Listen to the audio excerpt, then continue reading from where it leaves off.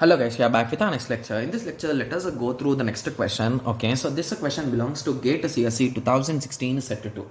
Okay, so the given question is a student wrote two context-free grammars G1 and G2 for generating a single C-like array declaration.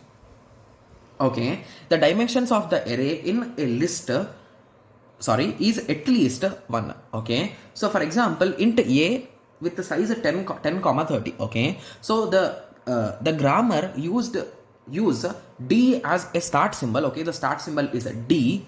Okay, means it is starting here and the other one is a starting here. Okay, and uses 6 terminal symbols. Okay, int semicolon id open square bracket close square bracket and number. Okay, so now we are indirectly trying to generate this particular thing, right?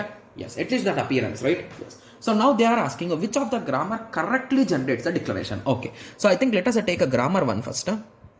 Okay, from D I am having only one option, right? First I will generate int, then I will generate L, then semicolon. So indirectly let me write down our original thing which we want to generate so that we get more clarity. So now semicolon is done, int is done. So from L, okay, so again from L I am having only one option. So I will generate ID, okay. Or is this a slash, guys? Just to give me a second, I'll be cross checking the question. I think there might be a silly mistake. Okay,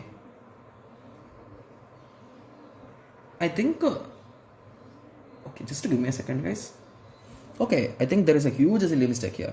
So basically this thing is not there, guys. E implies a number. Okay, sorry for that silly mistake. Okay, so I think this particular thing has been copied here also, right? Okay, so id, from id you will generate open brace and after that e.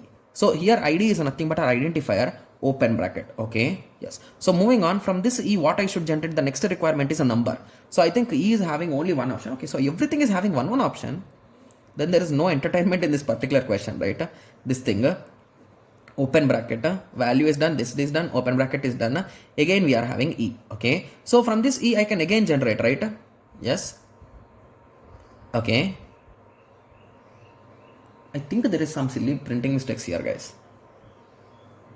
Okay, so this is also a separate thing, guys. So e implies num close bracket is a separate thing. Okay, so from this e what I will do, I will generate that only. So num with close bracket. So if you observe, first I generated int, after that I generated id open bracket num close bracket open bracket num close bracket semicolon. So this is what we want, right? So int a open bracket 10 close bracket open bracket 3 close bracket 10 semicolon, right? Yes. So I think using a grammar one it is possible, right?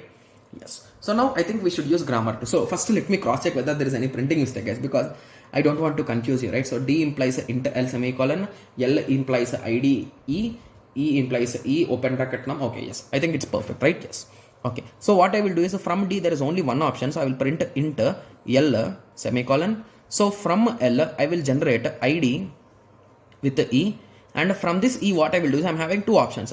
So I want two nums, right? So I will generate this first, that is nothing but e and num with the two braces, and again I will generate that e num only again. So now if you observe here also we got same int id num inside brackets num inside brackets semicolon. Yes, so basically with both the grammars it is possible, so a will be the most appropriate correct answer. Got it? Yes, this is a quite interesting question, right? Yes, because he went on through our traditional method, right? Yes. Okay, so now I hope everyone got a clear idea with respect to this, right? Yes, this question is really good, right? Yes. Okay, so now I hope everyone got a clear idea, and a few students might be thinking like, okay, so if it is declaring two items, so can it declare single item? The answer is yes. So instead of going e implies e num, you directly select num, guys. It will generate only once. And similarly here also you can apply, you can stop till here.